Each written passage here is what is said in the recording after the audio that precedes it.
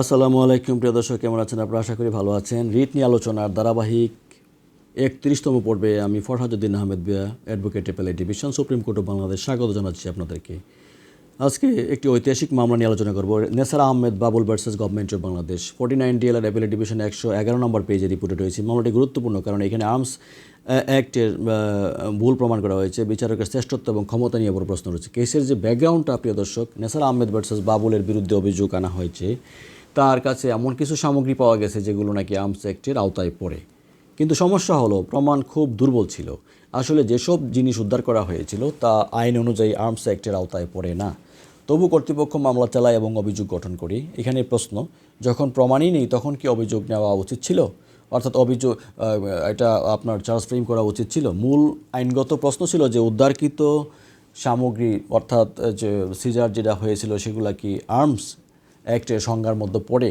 যদি না পড়ে তাহলে আদালত কিভাবে অভিযোগ গ্রহণ করলো? আদালত বলেছেন, in the stage of evidence on record the materials recovered from the appellant did not attract the mischief of the arms act, অর্থাৎ উদ্ধারকৃত জিনিসগুলো আর্মস অ্যাক্টের আওতায় পড়ে না। সুতরাং আদালত বুঝলেন অভিযোগ শুরু থেকেই বেআইনি ছিল।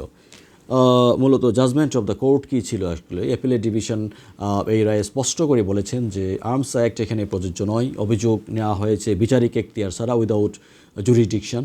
তাই এই মামলায় অভিযোগ গ্রহণ করা বেআইনি, অর্থাৎ ইলিগাল। এই রায়ের মাধ্যমে আদালত একটি বার্তা দেন যে শুধু মামলা দায়ের করলেই হবে না, প্রমাণ যথেষ্ট থাকতে হবে।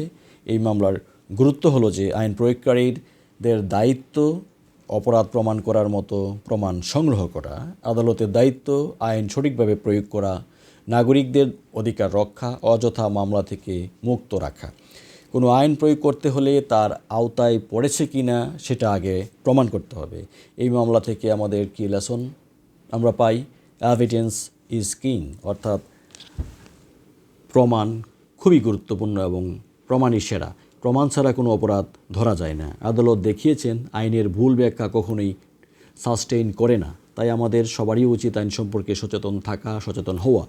আজকের এই আলোচনাটি যদি আপনাদের ভালো লেগে থাকে, প্রিয় দর্শক, অবশ্যই আমাদের সাথে থাকবেন। ধন্যবাদ সবাইকে। ভালো থাকুন, সুন্দর থাকুন। চলুন দুর্নীতিমুক্ত বাংলাদেশ গড়ার ক্ষেত্রে প্রত্যেকে যার যার অবস্থান থেকে কঠোর অবস্থানে আমরা পৌঁছি। ধন্যবাদ সবাইকে।